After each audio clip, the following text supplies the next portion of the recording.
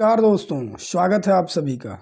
दोस्तों इस वीडियो में अब हम डिस्कस करने जा रहे हैं 8 फरवरी 2026 के दिन जो प्रथम पाली में सेकंड पेपर का भाग 4 में लैंग्वेज फर्स्ट में जो हिंदी का पार्ट था उसके बारे में। तो नीचे गद्यांश दिया हुआ है, इसको पढ़ के 91 से 99 तक के प्रश्नों का आपको आंसर देना था। तो 91 नंबर का क्वेश्चन कह रहा है कि लिख में कौन सा प्रत्यय लगाकर सार्थक शब्द बनाया जा सकता है। तो लिख में आवट प्रत्यय लगाकर सार्थक शब्द बनाया जा सकता है, जैसे कि लिखावट। तो इसका जो करेक्ट आंसर होगा ऑप्शन नंबर 1। नेक्स्ट क्वेश्चन है 92 नंबर का, गद्यांश के अनुसार किताब का सबसे पहला स्वरूप कौन सा है। तो इसका जो करेक्ट आंसर हो जाएगा वो हो जाएगा ऑप्शन नंबर 4, यानी कि गद्यांश के अनुसार किताब का सबसे पहला स्वरूप पपाइरस पर हाथों से लिखी किताब है। नेक्स्ट क्वेश्चन है क्वेश्चन नंबर 93, किन लोगों को ताल पत्तों पर चित्रकारी करने का काम दिया जाता था। तो इसका जो करेक्ट आंसर है वो है आपका जिनकी चित्रकारी बहुत सुंदर होती थी उनको काम दिया जाता था। नेक्स्ट क्वेश्चन है पपाइरस नाम का पौधा किस काम आता था। तो पपाइरस नाम का पौधा जो है आपका पतला कागज बनाने के काम आता था, यानी कि इसका जो करेक्ट आंसर हो जाएगा आपका ऑप्शन नंबर 2। नेक्स्ट क्वेश्चन 95 कह रहा है कि भिन्न वाक्य की पहचान करें। तो इसमें जो भिन्न वाक्य है वो है आपका ऑप्शन नंबर 2। बहुत सारे लोग इसको नहीं समझ पाएंगे, लेकिन इसमें जो भिन्न वाक्य है वो यही है, किताब की शुरुआत हुई ताल के पत्तों पर लिखकर उन्हें बांधने से। बाकी सब एक जैसा, ये उससे कुछ डिफरेंट है। नेक्स्ट क्वेश्चन है 96, पतले कागजों पर किस लिपि में लिखा जाता था। तो इसका आंसर जो है मतलब वो तो पैसेज में दिया ही है, हायरोग्लाइफ, यानी कि इसका जो करेक्ट आंसर होगा वो होगा ऑप्शन नंबर 1। 97 नंबर का क्वेश्चन कह रहा है सामान्यतः मनुष्य का किताब से परिचय किस अवस्था में होने लगता है। तो इसका जो करेक्ट आंसर हो जाएगा वो हो जाएगा आपका ऑप्शन नंबर 3, लगभग 3 वर्ष की अवस्था में। नेक्स्ट क्वेश्चन है क्वेश्चन नंबर 98, कौन सा शब्द समूह से भिन्न है। तो इसका जो करेक्ट आंसर हो जाएगा वो हो जाएगा आपका ऑप्शन नंबर 4, ऊंचे नीचे। नेक्स्ट क्वेश्चन कह रहा है 99, ताल पत्तों को किताब का स्वरूप देने के लिए कौन से लोग लिख सकते थे। तो 99 का जो करेक्ट आंसर हो जाएगा वो हो जाएगा आपका ऑप्शन नंबर 1, यानी कि ताल के पत्तों को जिनका हस्तलेखन बहुत सुंदर था वही लिख सकते थे। चलिए नेक्स्ट क्वेश्चन, इसमें भी पद्यांश दिया हुआ है, इसको पढ़ के आपको सही उत्तर देना है। कह रहा है वसुधा का समानार्थी क्या होगा। तो इसका जो करेक्ट आंसर हो जाएगा वो हो जाएगा आपका ऑप्शन नंबर 4, वसुधा का समानार्थी होगा आपका धरा। अगला प्रश्न कह रहा है रत्न प्रसविनी का क्या अर्थ है, यानी कि 101 नंबर का क्वेश्चन कह रहा है रत्न प्रसविनी का अर्थ क्या है। तो इसका जो करेक्ट आंसर हो जाएगा वो हो जाएगा आपका ऑप्शन नंबर 4, यानी कि रत्नों को जन्म देना, रत्न प्रसविनी का अर्थ है। नेक्स्ट क्वेश्चन क्वेश्चन नंबर 102 कह रहा है रचनाकार ने बचपन में कौन सी फसल बोई थी। तो इसका जो करेक्ट आंसर हो जाएगा वो हो जाएगा आपका ऑप्शन नंबर 4, रचनाकार ने बचपन में मानवता की फसल बोई थी।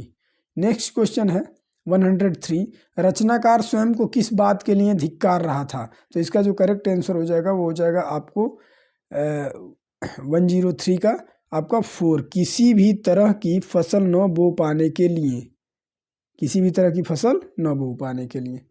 चलिए नेक्स्ट क्वेश्चन है आपका 104 का, रचनाकार ने धरती माता की संतान किसे कहा है। तो इसका जो करेक्ट आंसर हो जाएगा वो हो जाएगा आपका ऑप्शन नंबर 1, यानी कि समस्त मानव जाति को रचनाकार ने धरती माता की संतान कहा है। अगला प्रश्न है हम 105 नंबर का, हम जैसा बोएंगे वैसा ही पाएंगे, कविता की इस पंक्ति के भाव वाले मुहावरे का चयन करें। तो इसका जो करेक्ट आंसर हो जाएगा वो हो जाएगा आपका ऑप्शन नंबर 1, यानी कि जैसी करनी वैसी भरनी।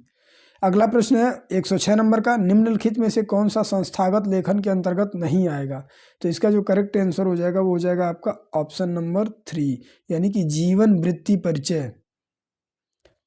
अगला प्रश्न है 107 नंबर का, भाषा अर्जन और भाषा अधिगम में सहजता परिकल्पना से क्या तात्पर्य है।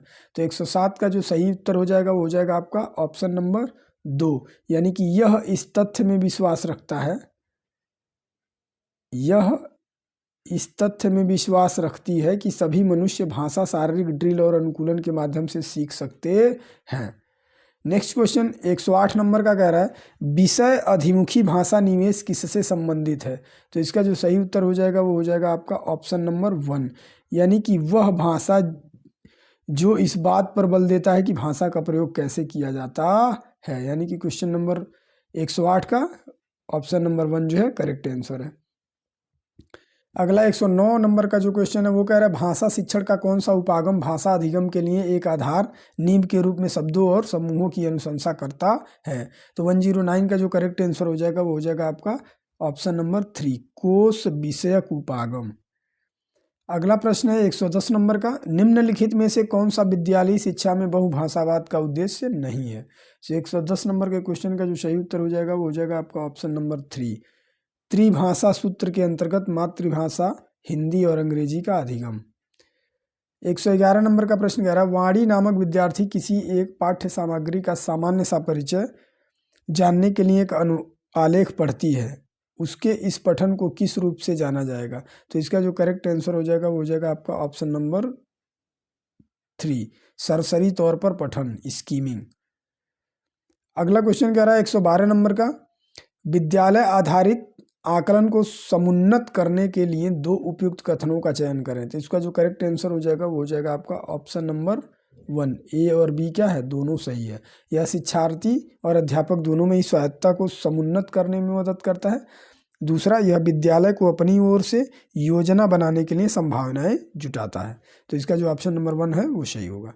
113 नंबर का प्रश्न क्या कह रहा था, कौन सा शैक्षिक दर्शन निम्नलिखित की अनुशंसा करता है। तो इसका जो करेक्ट आंसर हो जाएगा वो हो जाएगा आपका ऑप्शन नंबर 2 यानी कि रचनावाद जो है शैक्षिक दर्शन की अनुशंसा करता है।